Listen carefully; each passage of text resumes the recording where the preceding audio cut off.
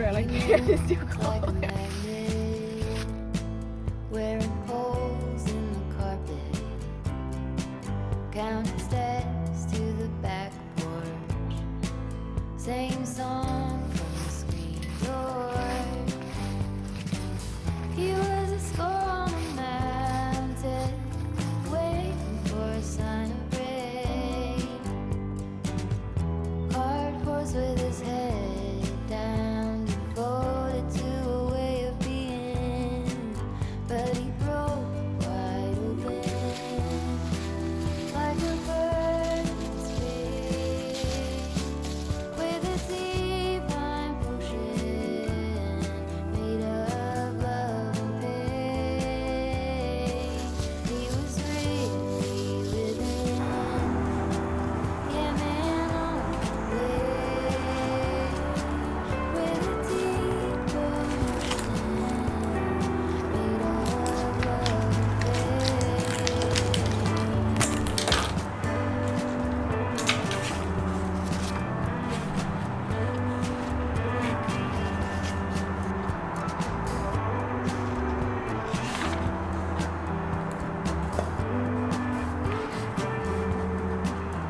she lived in the panic, made a hole with the sirens, couldn't make it off the front porch, red flag behind each door. She had a scar like an aspen, broken by her age. Hard face with her head back, devoted to what should have been, but she broke wide open like a bird in space, with a deep potion made of love and pain. She was really living, yeah, man, with a deep emotion made of love. I have to remember to like introduce this vlog. Hi, welcome to the vlog. There, that's the introduction, because what is this book doing to me? I am like, how do I even talk about this? I'm so deep in my feelings. Please ignore my dryer. It's doing its cycle. Okay, what the hell is happening? This is Interview with the Vampire by Anne Rice. This is one of the oldest books I've had on my bookshelves. I've had this book, I think, before I started BookTube. I've had it for years, and I never picked it up. It sat on my shelf Halloween after Halloween after Halloween, and I was like, you know what? Finally, that's it. It's it. I'm just gonna read it. Why did I not read it before? I don't know, because now it's like tearing me apart. I'm emotionally devastated. I feel like a cask of red wine that's been shattered all over the floor. Who gave this book any right to be this good? Like, I am back. I am hooked into reading. I didn't have this experience with a book all of October, and then I picked this up the last few days of October. It's November now. It's like the second day of November, and it's happening. So obviously I'm gonna finish it. I can't not finish it. I'm like savoring it so slowly. This is so good, and I don't know why I was expecting it to be not that good. It's not that I was expecting it not to be good. I was expecting it to be more like entertainment value, kind of pop culture vampire-y situation. And it is, but it's not. It's like so deep, so profound. The writing makes me want to stick a stake in my heart and drown. This book is just so good. This book is so good. So if you've never heard of Interview with the Vampire, just read it. Just read it. Just read it. We followed this guy. He's telling this dude in San Francisco his story. It's like his confession of his life as a vampire. He wants someone to hear it. And so his story begins when he was turned into a vampire in Louisiana in the late 1700s, if I'm not mistaken. I really hope I'm not mistaken. I believe it starts in the late 1700s. And of course we go all the way until like the 80s or something. Exquisite, like just so exquisite. I can't. I just can't. It's so gorgeous. It's so beautiful. It's making me feel so much. I've never felt this amount of love for a vampire story. Never have. I read all the Twilight books, and maybe if you asked like 11-year-old me when I first read them, that would have been my holy grail, the Twilight series. A Dowry of Blood, I really hold near and dear to my heart, but Interview with the Vampire is swiping them all away and being like, this is the vampire book. Like, it is just, oh my god, you guys, I can't say anything but good things about it. So I've been really annotating this and reading it slowly. So like, yeah. Okay, so we have Lestat, who is the vampire who turns our narrator Louis into a vampire, and it's about them. It's a completely abusive, toxic relationship, but you also follow Louis like questioning like, what am I?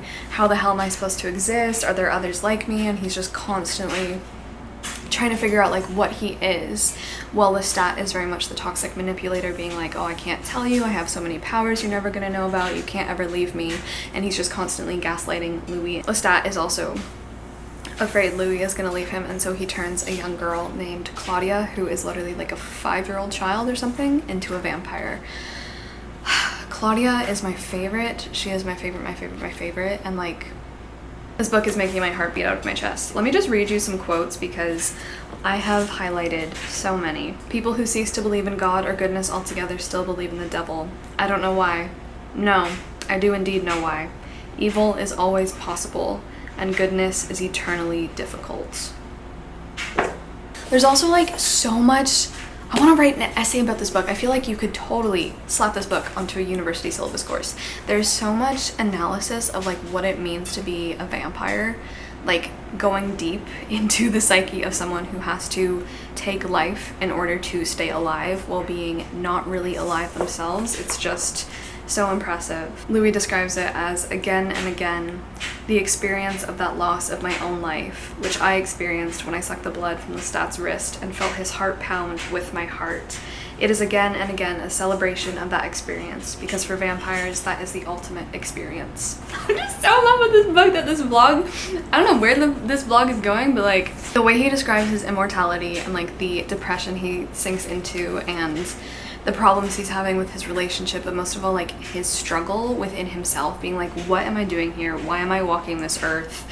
What is my relationship to God, to religion, to immortality, to the world as a whole, to humans? It was as if this night were only one of thousands of nights, world without end, night curving into night to make a great arching line of which I couldn't see the end. A night in which I roamed alone under cold, mindless stars.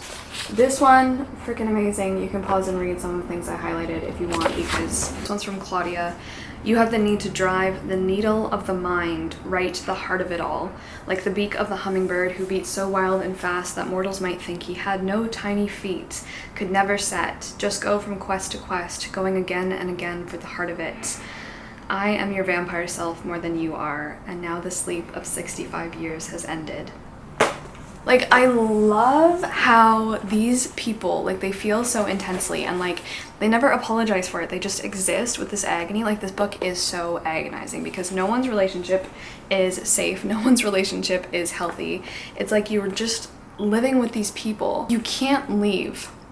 It is very similar to A Dowry of Blood, and obviously I'm sure A Dowry of Blood draws so much inspiration. I can already see it from Interview with a Vampire, but like, they just exist in a world that is so saturated with intense emotion, unfathomable questions that can't ever be answered, and they're just struggling eternally. Like, they know no peace.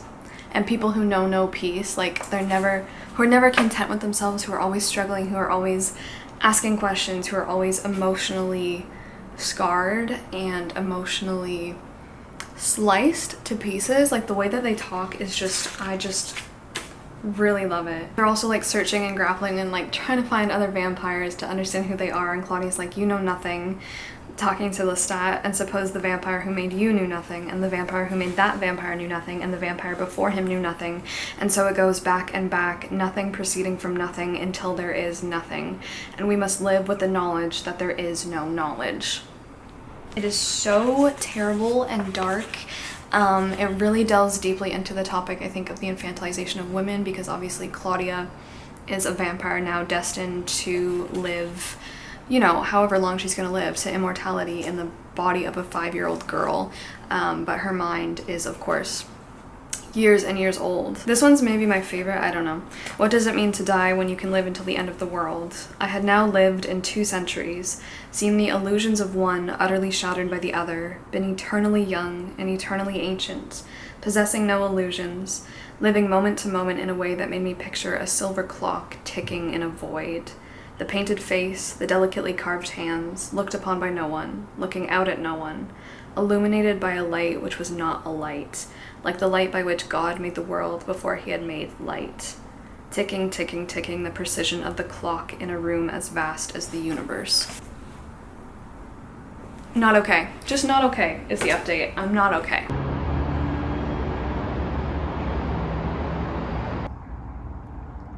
Are you sleeping? Are you sleeping? My camera died, so that's great, but it's a little while later. I've been working on my class stuff, so taking notes. We're currently looking at A Room of One's Own by Virginia Woolf. There's been so much weird fog, mist, and like huge clouds over the lake. This is probably gonna sound so dumb, but I've never lived near a big body of water or a lake at all, so like it's been so fascinating to me seeing different weather, seeing how like Lake Ontario affects the weather. It feels like spring, and it really shouldn't because it's the start of November. We should be getting really cold weather, but it's like 16 out, which is so warm, but then I can literally feel the cold front hitting my face. Anyway, long story short, it's gorgeous and wacky and wild to me, but I'm getting the biggest headache from it.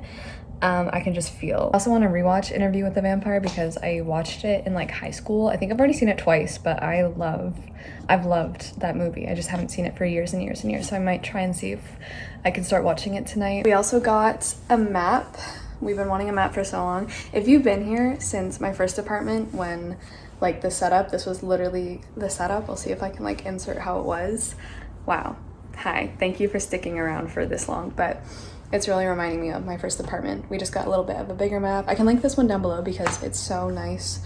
It's so good quality and it came laminated, so I'm really, really happy that we have a map. I'm also in the middle of watching Blade, which I've never seen. I don't know why I'm consuming like the most vampire content I've ever consumed in my life, because like I didn't really think I was a big vampire person. I think I'm gonna sit down and read a little bit more now, although my headache is not making it great.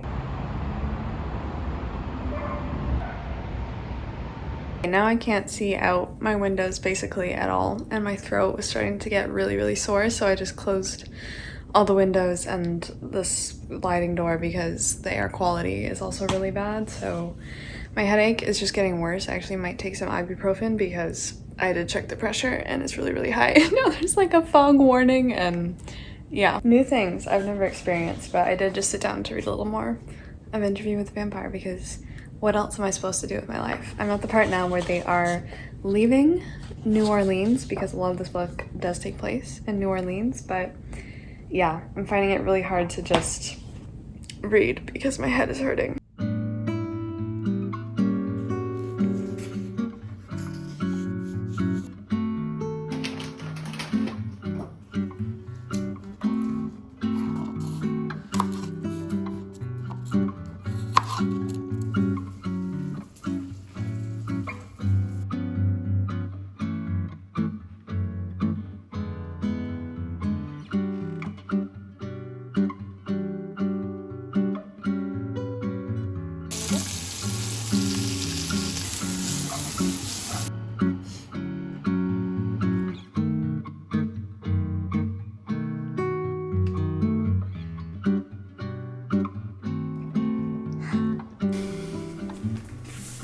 This vlog is quickly becoming just Interview with the Vampire, and I don't mind. I don't mind because, wow, I can't stop reading this, but I also want to stop reading this so I don't finish it.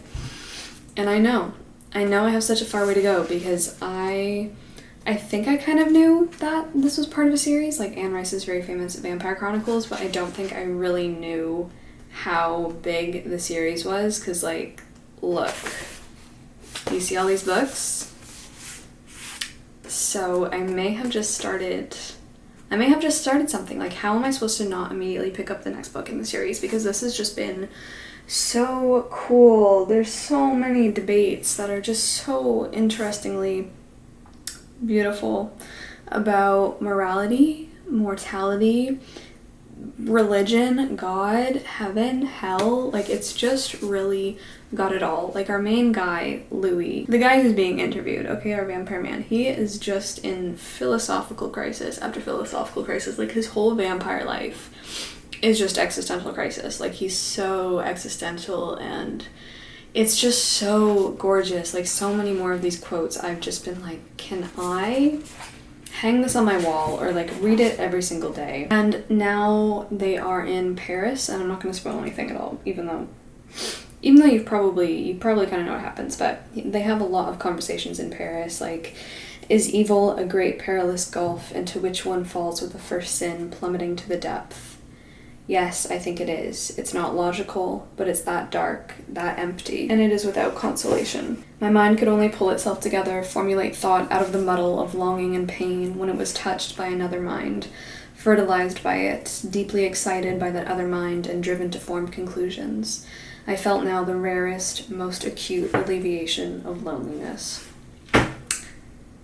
That's kind of how I feel with you guys.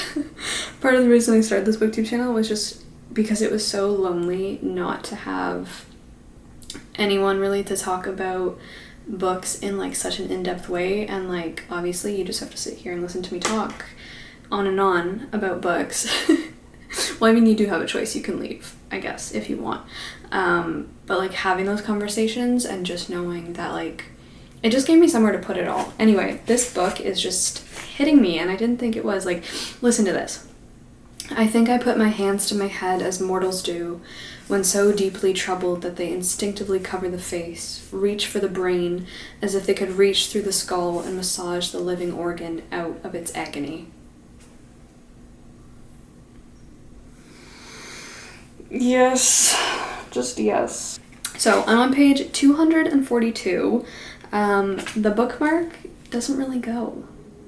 The bookmark is not really theme, or maybe it is, because this species of creature lives a really long time too. Anyway, he's asking a lot of questions because all Louis wants is answers to his life. Don't we all? Like, what is the purpose? Like, even though this is a book about vampires, it's such a deeply human book, and like Anne Rice is using so many aspects of like the vampire and immortality and feeding on humans, suffering, evil, sinning, women, the infantilization of women, to comment on humanity, and it's just so cool.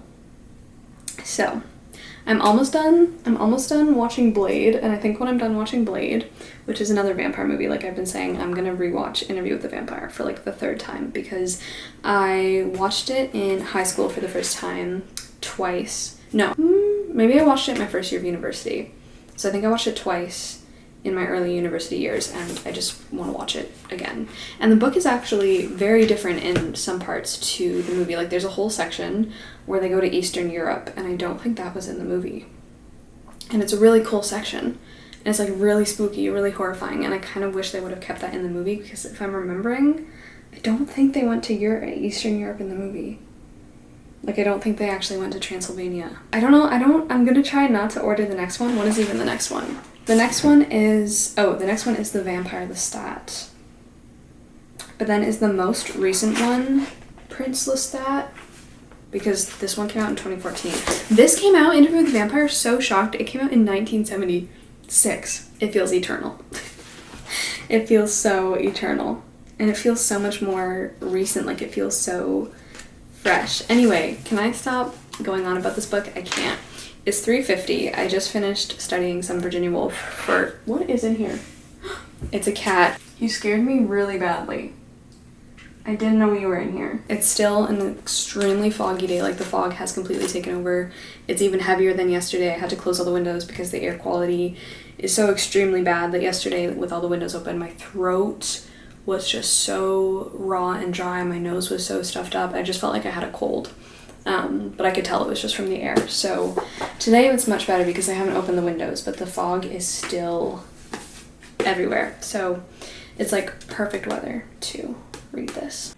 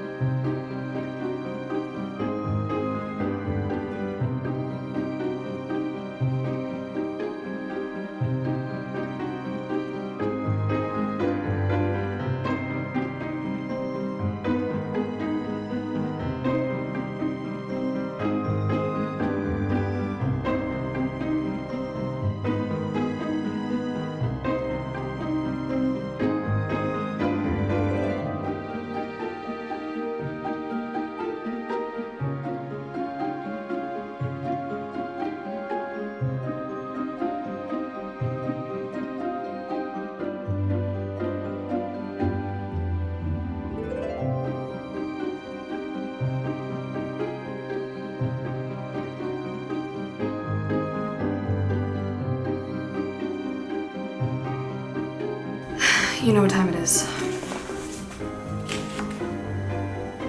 The whole vlog is just becoming this book and I don't really mind. I have that much left and I was reading this morning before I decided I needed to get up, shower, and get to work, but I am back and I think I'm just gonna finish this now because I literally have like 15 to 20 pages left and I just can't. I'm so sad. I don't want it to be over. I did tab a couple more things. I'm kind of at the part now in the book where it's probably my least favorite part in the series. It's kind of like the climax of the story where we have a lot of the characters doing things that I can't say, but that's kind of been my least favorite part because I think it went a little bit off the rails. Like, I am much more interested in the parts of this book where Louis is in like conversation with someone or he's having a philosophical debate with himself. Like, I think that's really where this book shines, and like it is plotted, so I just love it. I do really love it. So yeah, but it's so good. Other quotes I've underlined. Yeah, she would not cry out for reality, rather would feed reality to her dreams. A demon elf feeding her spinning wheel with the reeds of the world so she might make her own web-like universe. This one like broke me. Anne Rice, why did you have to do this? She's an era for you, an era of your life. If and when you break with her, you break with the only one alive who has shared that time with you. You fear that, the isolation of it, the burden, the scope of eternal life. Anne Rice, why did you have to do that to me? I just love the examination of the world and the centuries on the individual, like someone who can live past one full century. Because Louis like complaining and he's like, I'm not the spirit of any age. I'm at odds with everything and always have been. I have never belonged anywhere with anyone at any time. He's made quite good friends / maybe lovers with another vampire, and the other vampire is like, but Louis, this is the very spirit of your age. Don't you see that? Everyone else feels as you feel. Your fall from grace and faith has been the fall of a century. You reflect your age differently. You reflect its broken heart. I have 30 pages left, so I'm gonna finish this. I want to give this book 5 stars so badly. I am despairing finishing it. I do remember how the movie ends, but for some reason I don't think that's how the book ends, and there have been a ton more significant changes from the film, some of which I didn't actually like concerning Lestat specifically. I like Lestat a lot more in the movie, actually. I think he's a lot easier to, if not like, then at least just like admire in a certain way. Anyway, I'm not totally despairing because after I finish Interview with the Vampire, I'm gonna go in and finish Heaven and Hell, which is the book that I was reading in Iceland and then I put down to finish up some spooky reads, but that one also seems to me like it's gonna be a 5-star read. So, and I'm so glad there are so many more books in this series.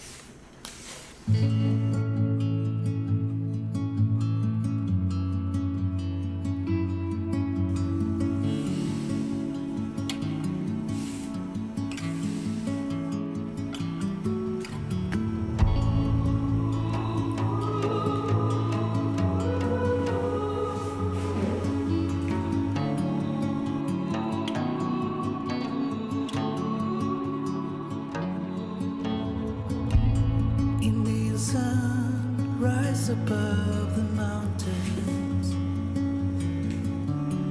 over the seas of deep. It's over. It's over. It's over. It's over. It's done. Let me just say that like the ending of this book was very much like, okay, go read the next book in the series, which like I was going to anyway, but I didn't love the ending. It's definitely like an ending. I felt like that was just, you know, creating a thread to the next book in the series, which is The Vampire Lestat, because yeah, there is that about it, but I love this. I did end up giving it 5 stars. I was just so impressed with this. It took me completely by surprise, honestly. It pulled me in, and I've just been like having it either in my hands or like in my vicinity for this whole entire week. And yeah, I just feel like I've been saying so often recently that I've really been looking for pain and misery and agony, but also like romance and sensuality, and like Interview with the Vampire has it all in like almost exactly the right doses, I think. So if you also are looking for just misery and agony, but also love and existentialism and spookiness, gothic this is the book. This is the book. It is so fantastic. I cannot wait to read the next one. I already put the next book on my Amazon book wish list, which has gotten like stupidly long now that it's actually insane. I probably should do like a call or like go through the list because yeah, I just keep adding things onto there but not buying anything because, like I said, the goal isn't to buy anything, but I do just want somewhere to store all of my like books that I want to read. I don't really like doing it on Goodreads. Goodreads is more just like where I like having my books that I have read, but yeah. So this was exquisite. What is the last quote that I can leave you with? Because at this point I've read so many of them to you guys, but maybe there's like one last one. Oh, this quote, this was the last one that I tabbed. I feel like I just really needed to hear this week. I wonder now what might have come of this sadness, what it might have engendered in me that could have been stronger than itself. And that's a really good positive thought. Like, what can you let your sadness become if you spend time with it, if you examine it, if you let it push you forward, that it makes something stronger than the sadness itself. Like, what a beautiful line, what a beautiful thought. So this is done. I'm so sad. I want the next one. However, that does mean that I did pull Heaven and Hell off of my shelf. I still have like my receipt in it, but I did get 70. I think I got 70 pages through. This is by Jon Kalman Stephenson, and this is so good. This is so good. Yeah, god damn it. I'm actually gonna go in and put some tabs in. I think I'm gonna use these blue ones because the book is blue. Wow. Because I've already underlined so many things, but this is about we're set in Iceland, okay, and we have a fisherman, and he's joined a fishing company. He's working for, or not a fishing company, like when I say company, I just mean like company as in a group of men, and he is fishing for cod with them. Cod is like Iceland's one of their biggest fish that they fish for, and they're going out in the middle of the ocean in very bad weather, and something happens. But anyway, I'm gonna start this. This is like gonna be 5 stars, I believe. This was just 5 stars. I just fished out my Kindle because I haven't read a book on my Kindle in a really long time, but because my last romance reading blog went so catastrophically poorly for myself, I did just download 3. I signed back up for Kindle Unlimited, okay? So I canceled my subscription for a little bit, but I'm back with it because I've been getting some recommendations from a lot of booktubers I watch, so I'll probably talk about that later. Today is Friday night. I don't have any plans except for going to the gym in a little bit and then probably making a yummy dinner. I might take a break and read some lighter reads because this is also misery, but I'm gonna put the tabs in now.